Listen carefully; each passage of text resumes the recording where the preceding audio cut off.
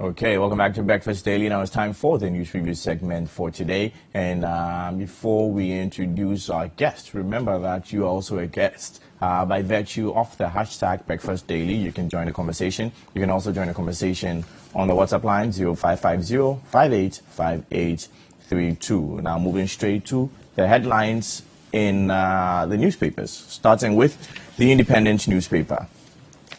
So the Independent newspaper has on its front page, massive shakeup at GRA. 3 new top commissioners appointed. So full details you can find on page 2 of the Independent. Also on page 9, the story here reads, government to privatize management of Ayalolo. Well, this is an attempt to revive it. So let's hope it's successful. At least if government says they cannot handle it themselves. UCL, Liverpool beat Tottenham to clinch 6th European title. Congratulations, Liverpool. Good job. Big ups to Sadio Mane and, of course, Mo Salah. Good job. Daily Graphic. Motorway loses shine. Slums. So let's move on to the Daily Graphic now. Thank you very much. Motorway loses shine. Slums, illegal U-turns reduce road to street. Another story here says insolvent microfinance companies to face court. Page 16 has the full details. Also, institute measures against organized crime conflicts. It's coming from Norwegian Premier. So full details of that particular story you can find on page 16 of the Daily Graphic this morning. Now moving straight to the Ghanaian Times. The Ghanaian Times this morning also has on its front page, baby, 4 others die in Takoradi floods. So it's not an Accra problem. It's a huge problem. And it's sad because Takoradi is being faced with so many casualties or so many disturbing news currently. May the good Lord be with us all. Big shakeup at GRA. Page 15 has the full details. And also on page 17, trial census kicks off in 3 regions. Man detained in Ho Hospital for 5 months for non-payment of bills. Well, the law on this is clear. You cannot detain someone for not paying their bills. It may even amount to should I say, false imprisonment of sorts. So please, which hospital was it? The whole hospital? Please consult your lawyers for advice. The new crusading guide. McMenu has done nothing wrong. Ploy to rope GPHA board chairman in $1.5 billion concession deal misfires. Another story here says, Otumfuo Lottery Game Committee presents report to Asantehene. And also, Ghanaian American woman fights lawyers over her property. Kumasi court to hear case June 4. New Cadet chief swears oath of allegiance to Ochehene. And finally, Ghana Trade Hub goes mobile. Now moving on to the Informer newspaper. The Informer newspaper has on its front page, detention of ambulance by special prosecutor. Amidu Kest, as Boku youth invoke ancestral spirits to deal with him. Page 4 of the Informer newspaper says appointment as UN's International Elections Commissioner to Afghanistan. Akufo-Addo congratulates Charlotte Osei, but grabbing Obri Boahin, poo-poo's top job. Interesting. Page 5 of the Informer newspaper contains a story that reads, Revolutionary Lecture Series to mark June 4. Speakers blast NDC, NPP for Ghana's recent underdevelopment and lack of progress.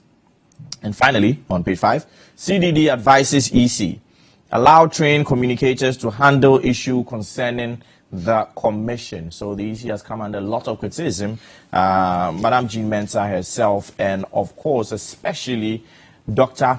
Bosman has also come under a lot, or they have also come under a lot of criticism, even from the former president, John Dramani Mahama. Now, moving on, the Finder newspaper. The Finder newspaper says here that closure of 386 microfinance and microcredit companies, nearly 1.2 million depositors, 1 billion Ghana cedis rescued. So that's what we have on the front page of the Finder newspaper, as well as a story that you shall find more details on page 8. Akufo-Addo's policies are improving the lives of our people. Upper West Chiefs. Now, GRA gets 3 new commissioners, and well, those that have been replaced have been reappointed or reassigned to the Finance Ministry. And finally, on page 4, tobacco smoking kills 75 men in Ghana every week. Interesting statistics. Tobacco, let me repeat it. Tobacco smoking kills 75 men in Ghana every week. So let us all be minded.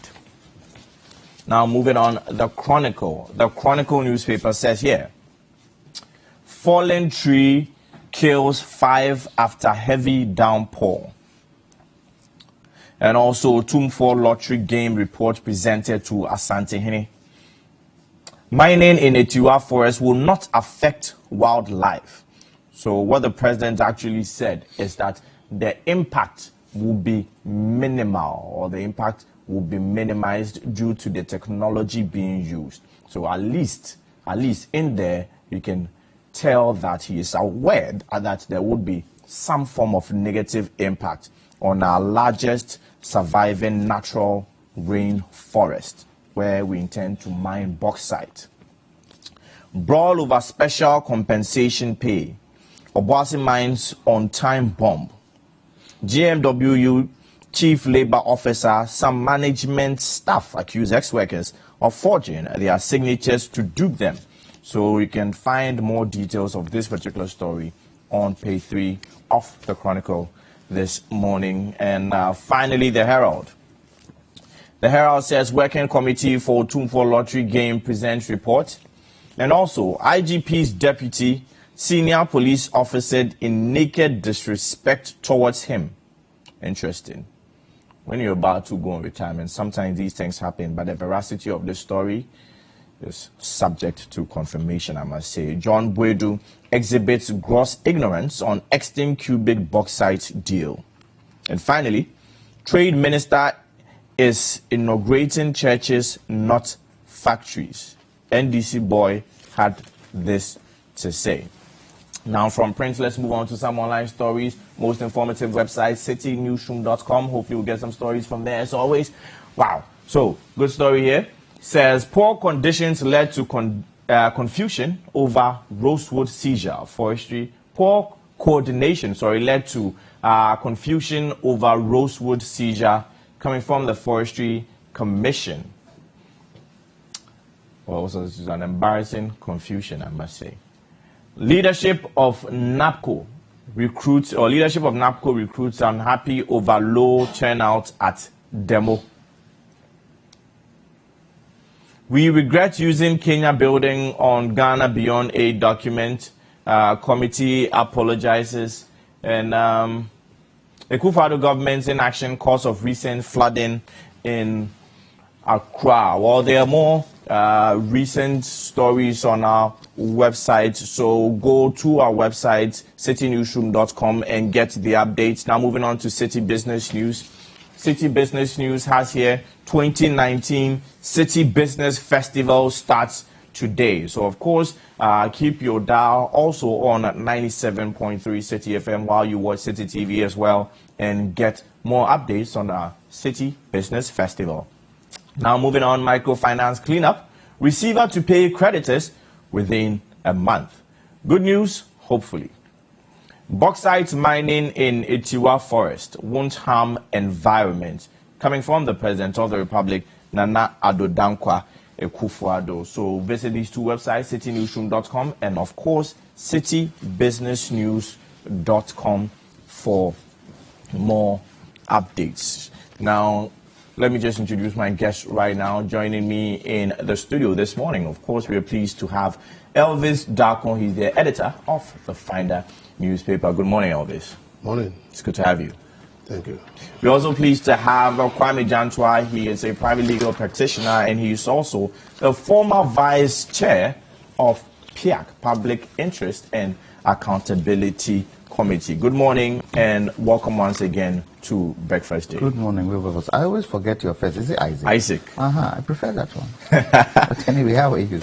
I'm doing great. Good. Before we move on to our first story, which is in connection to the banking cleanup, today we are marking 4 years since the June 3 disaster, and I'd like maybe a minute each to touch on what's your opinions on what's happened so far in the past 4 years. Have we moved ahead, or we are still where we are? I'll start with you, Elvis.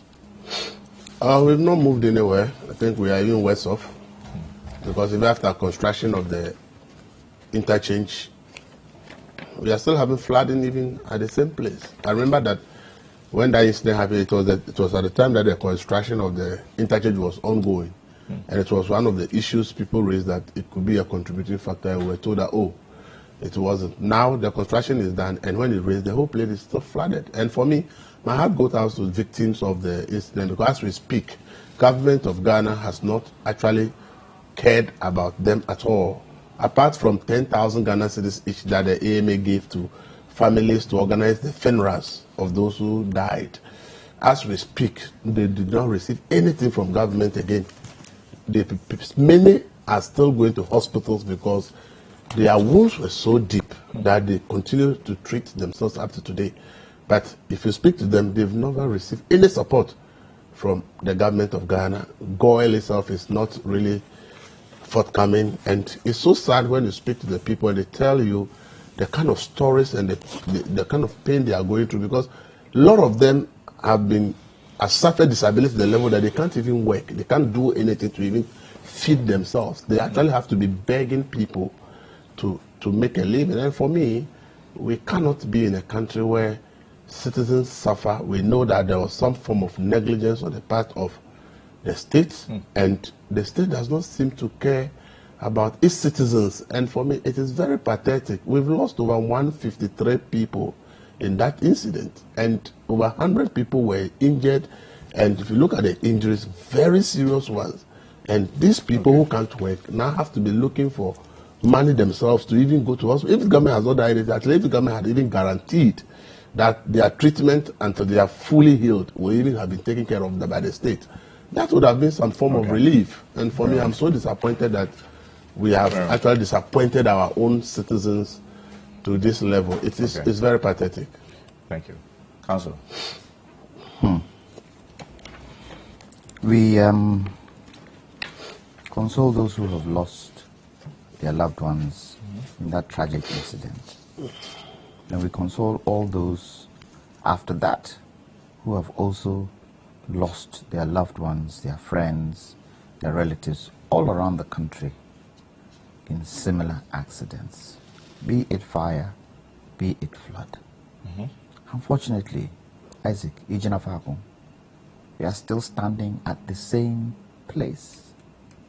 And whose responsibility is it? Yes, part of the responsibility is on us ourselves, to be able to make sure that the disaster that happened, one of the causes, choked drains, all these rubbish we throw away, that responsibility is on us. But we share the responsibility with those who are supposed to collect the rubbish. And that is where government also comes in. And unfortunately, they haven't lived up to expectation. For me, the sad thing about it is that after June 4th, we are hearing floods. You've just talked about Takrade, Kumasi, Sunyani, all those areas where it never used to flood. So what is it that government is doing to help with the sanitation situation? I think for me, if the Akufo-Addo government, two things they can do before they go out of power in 2020 is sanitation, one, and jobs, two. These are the two major. If these two things alone can be rectified, I think Ghanaians will be happy. But so far, upon all the money we have voted in, we haven't seen anything. People are still dying from floods. Small 1 hour rain, mayhem. Small 1 hour rain, mayhem. And I ask the question, are our hospitals equipped enough to take injuries from these types of floods? Floods shouldn't kill us. Rain shouldn't kill us. Why is it? And so you see, we're going into 2020. Ghanaians, don't go do showboy politics. Don't go and say MPP, MPC, this. That caption in the newspaper, which says, both NDC and MPP have what? I want to quote it well, have not developed this country. It's true. It's true. Right. Look, you said something there on the motorway. How can... The U-turns on the motorway. How? Does it make sense? Does it make sense? Isaac, tell me. No. Does it make sense? And we can't monitor these things? Anyway, so now we're moving on, but you do remember that you can send your messages. You can also join the discussion with the hashtag Breakfast Daily. So I'm expecting your messages, of course. And you can also contribute via WhatsApp, and the number is 0550 585832. 0550 585832. Now, moving on to our first story, I'm reading from page 2 of the Finder newspaper. And the story is by the editor of the Finder newspaper himself, Elvis Tako, who will share with us. The story says provisional data being scrutinized by the Bank of Ghana indicates that the revocation of licenses of 386 microfinance and microcredit companies will save nearly 1.2 million depositors. Now, the Bank of Ghana revoked the licenses of 347 insolvent microfinance institutions and, of course, 39 insolvent microcredit companies, saying the institutions continue to pose risk to the entire financial system.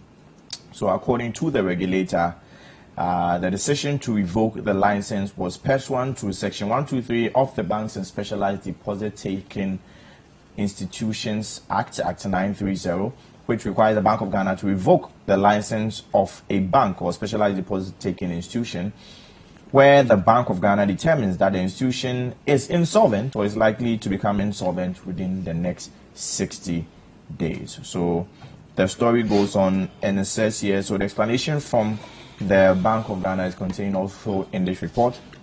It says here that a statement from the central bank announcing the revocation of the licenses explained that given a risk that these institutions continue to pose to the entire financial system and the need to protect depositors, the Bank of Ghana is sanitizing the sector through the orderly resolution of the failed institutions in accordance to the law. Now, the revocation of the license is to get rid of insolvent and dormant institutions that have no reasonable prospects of rehabilitation and have denied depositors access to their deposits, thereby constituting a threat to the stability of the financial sector. So a lot has gone into trying to clean up the financial sector. Always, of course, I'll start with you on this particular story.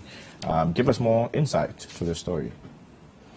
Well, I must say that it's just a decision that has to be taken, and it's good that the Bank of Ghana has taken this. I spoke to the Bank of Ghana. They said for the past 2 years, they've been trying to help this institution to see if they can really solve their problems. The past 2 years? Yes, but all the options available, they could not salvage the situation because it turned out that many of them have actually mismanaged the institutions they own, have mismanaged deposits that they took from customers, and therefore at that point there was nothing they can do. So at least from the Bank of Ghana, from the side of the Bank of Ghana, it wasn't a rash decision that was taken within a matter of weeks or months. Not at all, because at the time they assumed office, there were actually over about almost 200 that were identified as having challenges as at the time this new administration took office. And at that time, the deposits were around about 700 million at the time. And they decided to go in and look at what really the situation is. And with all that they've done, they gave them all the opportunities, all the shareholders, whatever they can do, they propose solutions, but it's like they could not find the needed fresh capital to reinvest to ensure that customers get their money. That was when they took office, but would you be able to speak to whether or not the previous administration had also begun some talks also to clean up this sector, or at least to assist these financial institutions in one way or another. Would you be able to speak to that? Well, during the banking crisis, when the BOG took action against the banks, I think officially, the previous government made their position known, what they intended doing. They said they wanted to, for instance, for the banks, they wanted to increase the minimum capital to 230 million for the banks. And they were looking at the possibility of job losses. So for the previous administration, what I've read and what they actually issued out and read indicate that they were actually considering imposing a tax on all Ghanaians to pay, to raise money to clear the mess in the banking sector. So they had a different approach. They were not interested in closing them down if the shareholders cannot fix the problems.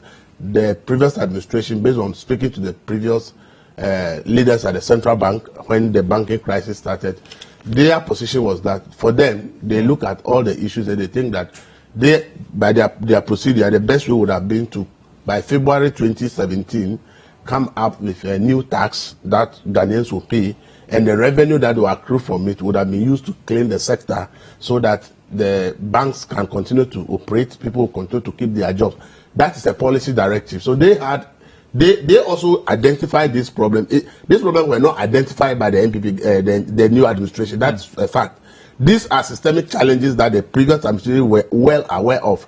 They also did their background work and knew that these institutions, they are either assisted or their licenses will be revoked. So that is not in doubt. It's only the procedure, the processes that were chosen is what is the difference. But both administrations agree that there is a serious crisis in the financial sector. Look at it. We are talking about just the microfinance and microcredit. And we are talking about 1.2 million Ghanaians. And these are people who are the market women, the traders who have small monies. And you have 1.2 million of them who have their monies locked up in these institutions. We were told that in the banking sector, we also have about 1.2 million people who deposit were at risk. So add the two, that's about 2.4 million people who have their monies in financial institutions and are locked up. How do you expect the economy to grow? How do you expect people to live? So when you hear people complain that the economy is hard, sometimes it's not necessarily because of the economic fundamentals. It's because they are going to invest their monies in places. Now the money is locked up. They are not even interested in the interest that will come with their. They just want their own capital. Their own capital, and they can't even get it back. So such a person would only tell you that the economy is hard, because it's not saying that he stopped working. It's not saying that his revenue source has stopped. But the fact that he made a certain investment for a certain period of time with the expectation that you will use that money to do something, and now you can't get the money, that person will definitely have to tell that the economy is hard.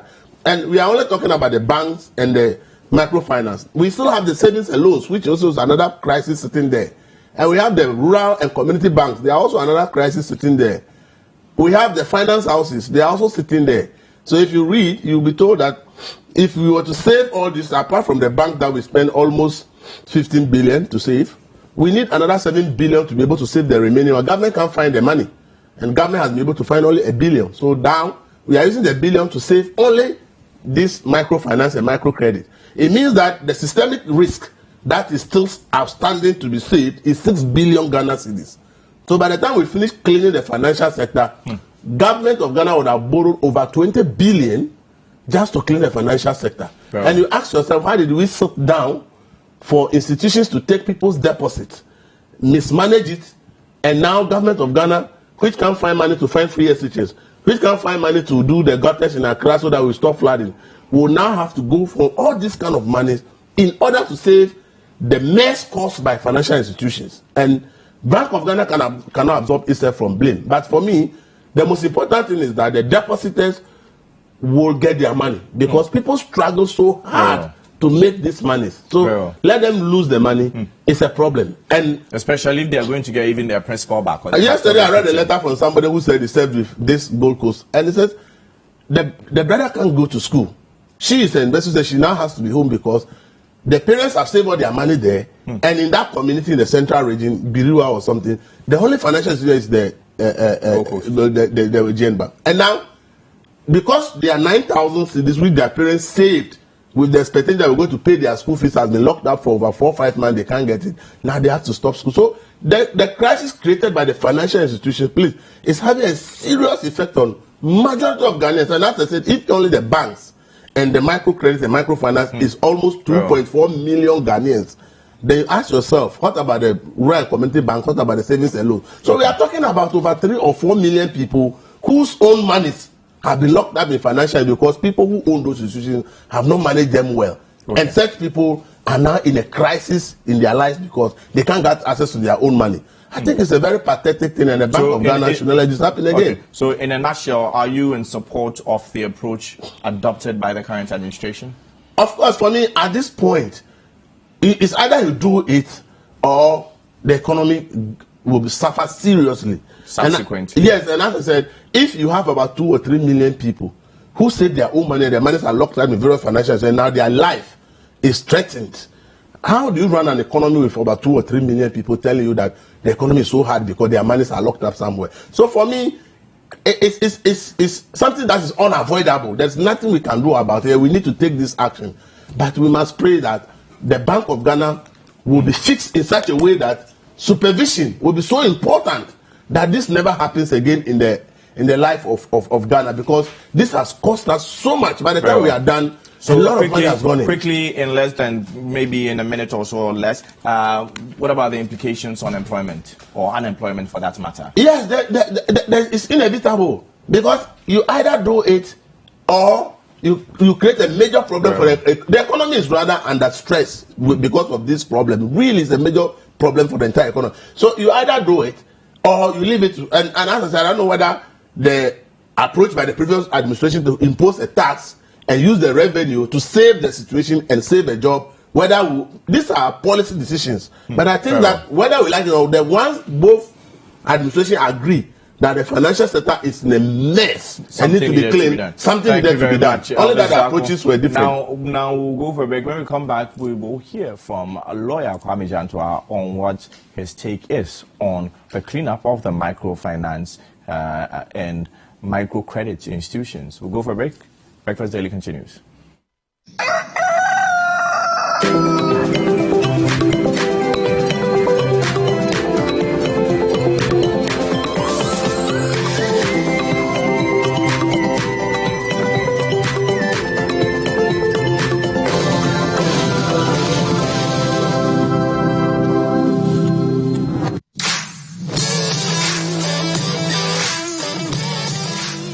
Track of which Ghanaian athletes are performing at the highest level, from football to athletics to boxing and so much more.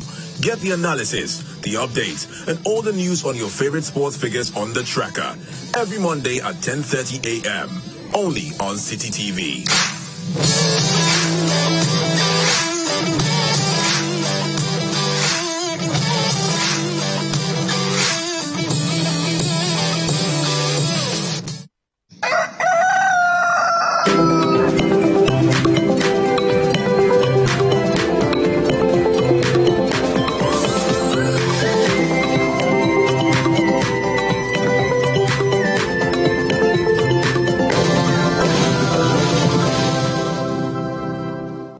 Okay, welcome back to Breakfast Daily right here on City TV. And of course, we're still joined by Elvis Darko and Kwame Jantua, who Elvis Darko, of course, is the editor of the final newspaper. And of course, lawyer Kwame Jantua is a legal practitioner, and he's also the former vice chair of PIAC. Now, Counsel, please, on the cleanup of the microfinance and microcredit institutions sector, what's your take on this? Isaac, you see, you can see the cocktail of challenges the government in this country is faced with. So the first question I ask, the financial sector is a good representative of whether investors should bring their money in here or not. And if the financial sector at this present moment is challenged, do we go on with the promises and development that the government made to us? Will you say the financial sector is challenged, or there was a challenge that has been solved? Has it been solved?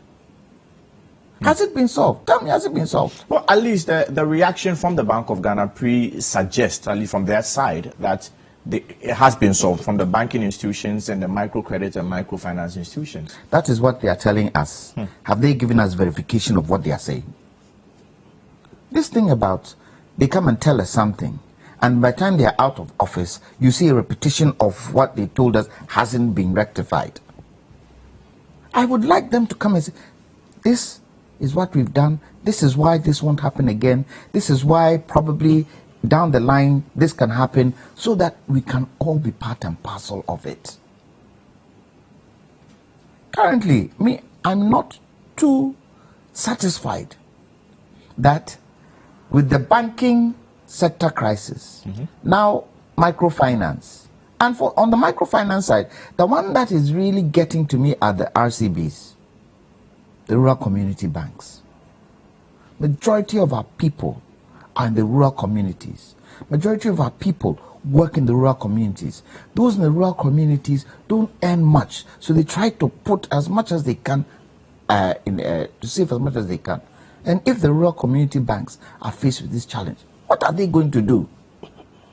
You and me can find something to see us through. What about them? But there's been an assurance that the depositors will be paid within 30 days after verification of their claims. Who's going to monitor that? The repayment? Yes, who's going to monitor the 30-day duration? Who? Well, Is it the Bank of Ghana? They will be paid through the consolidated bank. Yes, and I'm saying who is going to monitor? No, this is a different receiver. No, Not the consolidated bank. yes, but they'll be paid through the because the other banking institutions or the microfinance institutions that have been closed down, they can't take the money from there. So they'll be paid through the receiver is PwC. Yeah, but they have to go and verify. The money is there. It's not like that they will go through. PwC says they need 10 days to do an assessment Of the sorts. situation. Very well. And then post the 10 days, then you pick a verification form or a claim form. Then Go and collect once the your claim money. is verified with the relevant documents, then you'll be paid within 30 days. So within a Where month. is that money coming from? Bank of Ghana government. From Yes, the state. Yeah. the state. How much have they voted for it? What Over 900 million. Well, Yeah, 900 million. from the story, they say they have 900 million to begin the sanitizing the country's struggling microfinance sectors. And we are saying nearly 740.5 million will be lost. Is it going to come out of this 900 million? Is that where the money is going to come out from? And if it's going to come out of this 900 million, how much is going to be left to sanitize? No, that's not it. The 900 million is to cover the repayment. it's about almost the total deposit they've taken from people is close to $1 billion.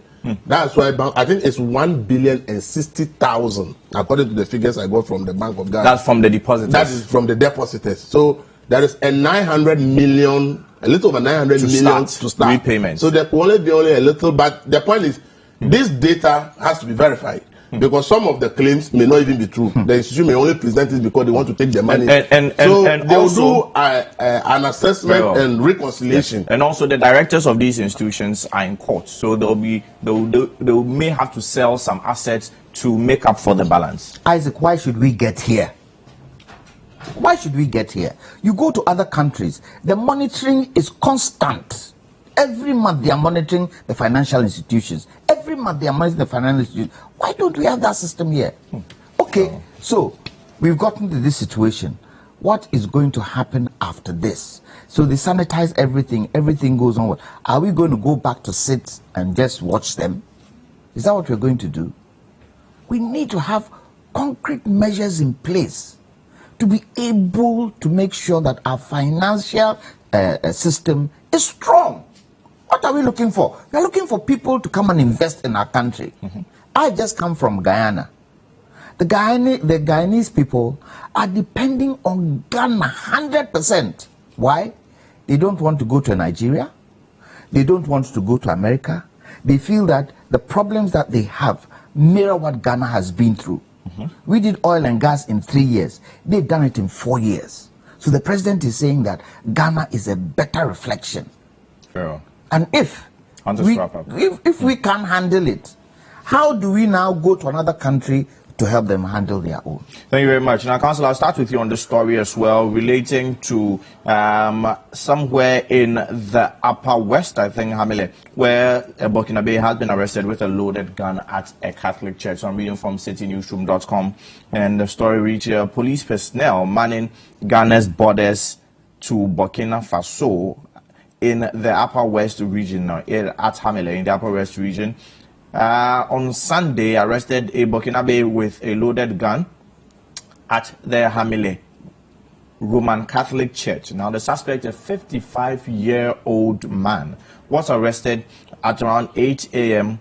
after members of the church raised alarm about his suspicious behavior during the church service. Now, of course, this arrest comes amid the increased threat of terror attacks in churches in the sub-Saharan region. 4 persons were killed in a similar attack in a Catholic church in northern Burkina Faso late last month, marking the latest in a string of assaults on Christian places of worship. Councillor, I'll start with you on this particular story. So we heard of the terror threat, and it appears now it's here. A person enters a church in Upper West, a Catholic church for that matter, holding a loaded gun, and the person is from a place where we have received terror threats from. I'll take your opinions on this one. You know, I think the government of Ghana should sit with the government of Burkina Faso, the government of Cote d'Ivoire, and the government of Togo to find a way to look at the porous borders we have between us. We cannot man every point on the border, but there has to be a way where we can secure those porous borders. This is one I started. We don't know how many are in the country now. We don't know how many. We don't know how many churches are good. I went to church yesterday. I was searched. I was frisked. For me, which is a good thing. But people, those who are frisking and doing the search, are they well trained to be able to know what they are looking for? When I was reading the story, it said that we should ban people bringing bags into churches. But is it only that? I think it's even started at Christ the King Catholic Church. What if on a day that there's no church, somebody wants to come and cause mayhem? So he comes there on a Thursday, walks into the church where there's no church, and hides the weapon somewhere. And then during church service, he goes, takes this weapon out, and causes mayhem in the church. What about that? Look, we need to be able to train all the ushers in the various churches, not only in the churches, but also in the mosques. We shouldn't say because they're attacking churches, that's it. Boko Haram, do they only attack churches? They attack mosques too. So it's not only a question of churches. We should have a system where we would start training people. Unfortunately, our national security services and all, they don't seem to be trained. Unfortunately. Because they should step in. They should sit with the churches. But we have confirmation that some are trained intensively for 3 weeks. Isaac, Ghana. sorry for using the lingo. Okay, you would not do. This is head in your mouth. No, I mean 3 weeks. 3 weeks. 3 weeks. It is a continuous thing. It is a continuous thing. Training for the look. We have moved from the time when Ghana was not too attractive. If you look at the urban centers today, all the urban centers in Ghana are heavily choked with people, all kinds of people. Our security systems should change. And hopefully, when the security systems are going to be changed, people should also be advised. Luckily with this one, they saw this individual acting in a very suspicious way. So the people probably alerted the police. What if the person saw that the people had seen his body language and he took the gun out and started shooting? What if? Very well. Thank you very much, Council. Elvis, does this indicate to you in any way that the threat is here? The threat that may have been a rumor, the fact that a Burkinabe national had been found with a fully loaded handgun in a church in the Upper West, does it indicate to you that the threat is finally here? The threat has always been there. but it's about how prepared are you. And prepared are you is about how really you've trained your people. What kind of border management infrastructure do you have? How do people get access to your country? That is critical. 2 weeks ago, we were talking about how people crossed into this country. Over 1,000 Burkinabés got into this country, found a place to settle. It was after that before our DCE got to know. And it was 3 days time before, after DCE got to know, 3 days time before immigration went there to go and register them that they are in Ghana. So that should tell you the kind of border management strategy and infrastructure you have. And the reports indicate that they were here for 3 months Yes. before they were even Before they were discovered. So you see, I don't like talking about our border, but the point is that there's no serious country in the world that treats its borders like the way Ghana is doing. So if we are all shouting terrorism, we should know that we are so vulnerable in this country. We're in this country as far back 2005, and rebels from Darfur in Sudan got to this country, got to the center of Accra. It took somebody to alert the Daily Graphic at that time to do a front page story before our security went and rounded them up and put them at Jamestown Fort Prison. They even caused riot at the prison before we later deported them or whatever it was. So you see, we are sitting on a time bomb. Our border management strategy and security infrastructure is nothing to write home about. And then we always keep shouting, terror. Why do you fight a terror when the person can easily access your country? The person can just enter your country as and when he or she desires and leave as and when he or she desires. Then stop shouting. Just say that you are praying to God to help you. Because in terms of preparations, we have not shown that we are capable. We have not shown that we are serious. We have not shown that we want to do something to help our country. So for me, these things that we're talking about, it's a very serious thing, and that if this terrorist wants to really attack us in this country, it's going to be something that if we are not careful, we can't even handle.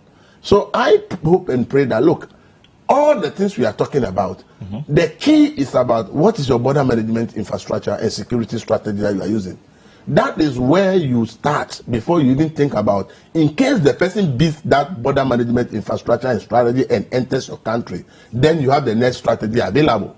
But then when it's obvious that your border management strategy and security infrastructure is really nothing to write home about, then you are shouting internally has no impact. So for me, those who are listening, those who know better, I said it here, from the previous administration to this administration, promises were made that even the immigration officers will wield weapons. As we speak, there's no single weapon for any immigration officer in this country.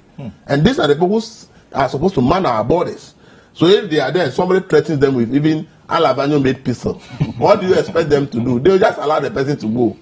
So you see, we should be talking about this in a broader, as I said, because of my dealings and writings and following immigration, the kind of things I know, I don't want to be talking much and do things about what our border management infrastructure. And this is also a very sensitive time. Very sensitive issue. Looking at what's happening in Chepone and other places up north, I think it's really serious. So we have to understand some of these things.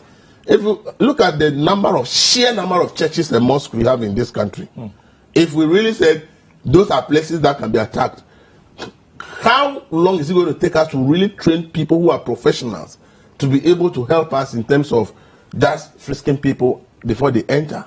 Yeah. And you are talking about the mosque, and nobody even talking about what have we done for the sheer number of schools from basic. I think in Kenya it happened in a mall. Yeah, it happened in a mall. Our very own. Yes. So you see, when you are looking at where people congregate in numbers, it's not only the churches, the schools from primary, JSS, SSS to university. These are places with large numbers of people. Don't forget the lorry parks. What have we done, or what are we doing for these people? So when the national security said they are engaging churches and became all of us everywhere, then I asked myself, what about the schools? So we should treat these issues very carefully. See, sometimes when we begin to make so much noise about it, then the people realize that, the people cry, they are afraid. They don't even have anything, so they are afraid. So let's go there because they can't tackle it. So I am not comfortable when we are just using the media to be raising these issues all along. When those who raising them, some of them really have little or no idea about what the real risks are in this country. So I will just hope and pray that our national security will sit up and begin to look at where people congregate and see what kind of strategy they can come up with and how they can fast track some professional training for some large number of people who can keep an eye on certain things and help us do certain things. Because if you go to many places, there are not even cameras, CCTV cameras in many places. There are many churches in Ghana where you go, there's no CCTV camera. Very well. There are no. So you see, when you talk about security, it's not only about you shouting it. It's about the real actions that you are taking.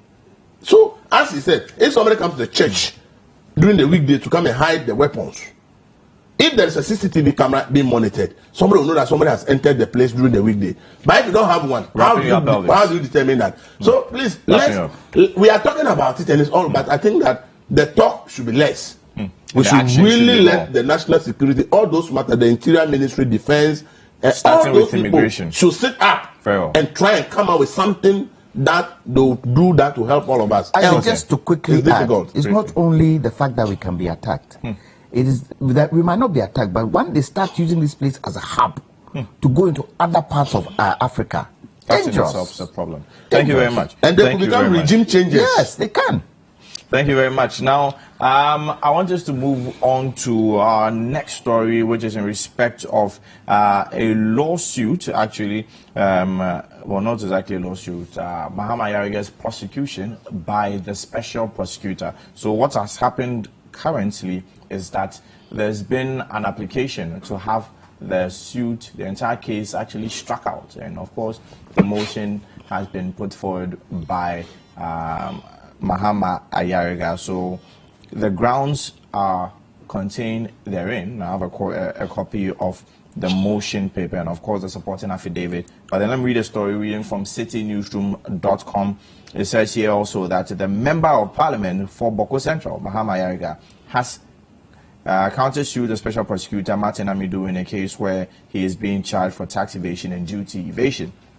Now, the story continues to read that an application from Ayariga's lawyers to the Accra High Court and cited by citynewsroom.com asked the court to strike out the charge sheet of Martin Amidu against Ayariga. So, the lawyers want the court to bar Martin Amidu from proceeding with any criminal prosecution against Mahama Ayariga, citing, amongst others, that the special prosecutor did not fit to act in that capacity due to his age. So in a nutshell, one of the key reasons to have the entire charge sheet struck out is because the person who has endorsed the charge sheet, who has signed the charge sheet, is not qualified to even be in that particular office. So, counsel, these are legal matters, and of course, I'll start with you on what your legal opinion of this particular motion is, or what's contained in the affidavit to strike out the charge sheet for it being, according to the application, is defective because the special prosecutor is overaged, and per the Constitution, he cannot hold that office. So the whole charge sheet should even be struck out. Counsel. Did this not go to the Supreme Court? It's currently still in court, actually. It's currently still in court. So far as I'm concerned, once the case is currently still in court, you cannot use that as a defense for that claim. Look, so far as I'm concerned, what is Honorable Ayariga hiding from? If you know you've done no wrong, let it go ahead. But he's entitled to a defense. And that's he's entitled to a defense, but if he knows that he's done nothing wrong and he can be cleared, go ahead. What if the court comes back and says the case should go on, we are not striking it out? Will the case not go on? But innocent people have been put in jail before, so maybe this is his way of throwing the matter out before it even goes to trial. What if it's not thrown out? The other side of the story, the other side of the coin, the other side of the knife. What if the court does not accept what he's put forward as countersuing the special prosecutor? I don't see how the age of the special prosecutor comes into all this. Because constitutionally, so if it so happens that if it's over 65, if it so happens that, and let's hypothetically look at this, if it so happens that yes, the age of Martin Amidu is said to be not for the position, and the president decides that I'm going with what the Constitution states, takes him off, brings another person who age is appropriate, and still finds that Honorable Ayariga has some questions to answer. What then happens to his claim? What then happens to his countersuing? What happens to it? Okay, but do you not see this playing out where the High Court will stay proceedings till the determination by the Supreme Court of the age of Martin Amido as special prosecutor? It's possible. The Supreme Court is the apex court of the land. It could be that. They could say that, okay, we stay this, let's see what comes out of the results from the Supreme Court on Martin Amido's age. And if it so happens that the Supreme Court gives a go-ahead, it's gone. Very well. Now, before we move on, I want to read an interesting letter here from the Honorable Member of Parliament for Bawku Central to the Speaker of Parliament. He says here, and I think he was really incensed by the aspect of the Speaker, quote and unquote, releasing him for police investigation. Yes, because they have privilege, don't they? Yes. Well, he tries to explain here that that's not what the Constitution means. It says here, the letter says here that the Right Honorable Speaker of Ghana's Parliament is not vested with the power to, quote and unquote, and he puts it in parentheses here, he says, release a sitting member of Parliament to you so you can arraign that member before court during a period when Parliament is in session and sitting. The framers of our Constitution were intelligent enough to know that if that were so, some speakers could collude to prevent opposition members of Parliament from attending Parliament and opposing government policy and voting on matters critical to national interest under the guise of releasing them to stand all sorts of ill-motivated vendetta, informed trials on days when Parliament is in session and sitting. So the language of Article 122 is very clear. You may, however, wish to seek an interpretation at the Supreme Court. So in a nutshell, he is not really happy about the fact that he may not be allowed into the House. Isaac, I think that clause needs interpretation of the Supreme Court because you agree? Yes, I agree that it needs interpretation of the Supreme Court. Because if it so happens that a member of Parliament is said to have or alleged to have caused a murder, what happens? And Parliament is sitting. What happens? And there is proof by the police that yes, this particular member of Parliament is implicated in a murder. What happens? Do they not go to the Speaker for permission? Isn't the Speaker head of Parliament? The same way the President is the head of this country, and it's up to him to employ or sack anybody he's appointed. Yes, the members of Parliament are not appointed by the Speaker. They are brought in by their constituents and their people who they stand for. But having said that, if an individual in Parliament has caused a grave offense, is he above the law? Okay, I'd also want to maybe point to Mahama Ayariga here, Article 123, which seems to pull out when it comes to criminal matters. It seems that issue of parliamentary privilege is a bit subdued. It says here, Article 123 of the 92 Constitution, where an act of omission which constitutes contempt of Parliament is an offence under criminal law, the exercise by Parliament of the power to punish from contempt shall not be a bar to the institution from proceedings under the criminal law. So his actions, which may be deemed to be infringing on certain parliamentary privileges that he was given by virtue of being a member of Parliament, may also, or according to the special prosecutor, has criminal implications. So maybe on that issue, criminal proceedings must follow. Okay, very well. Elvis, on the issue of whether or not the special prosecutor should even be the one to sign the charge sheet, or whether or not the special prosecutor is of good age to continue this process. You are the lawyers. I know people have been saying that criminal offence has no status of limitation or ally. Yes, that's true. Yes. So if a criminal offence has been prepared again, you are talking about the age of the person going to prosecute you. The AG's department is the AG can take over the case. Because the special prosecutor actually works under the AG's office.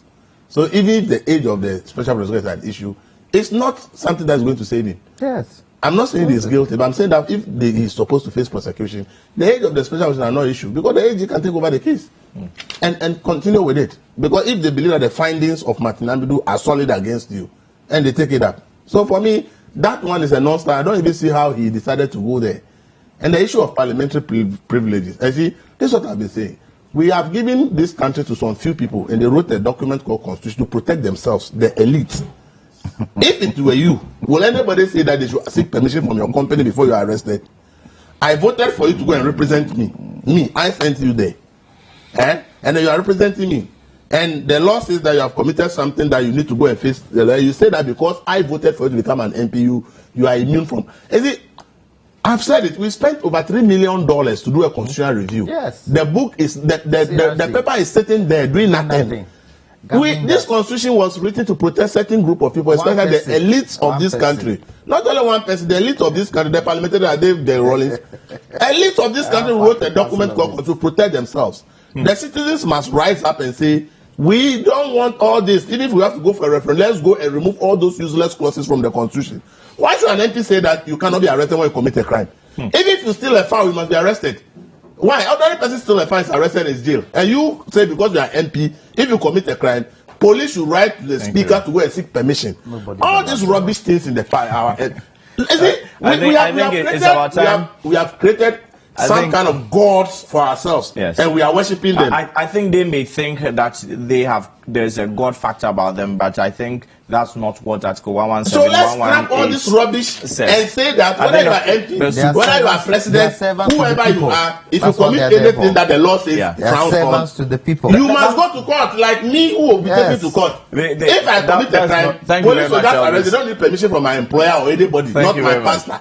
And you said because I voted for you to parliament. Thank you very much. Thank you very much. Now, Elvis Darko is the editor of the Final Newspaper, and of course, I was also joined by lawyer Kwame Jantua. Now, that might actually not be what the Constitution is saying. I believe the immunity is when you are on your way to Parliament and not a broad immunity. Even you must be arrested to your own Parliament. You are committed a crime. Don't go anywhere. Stay tuned.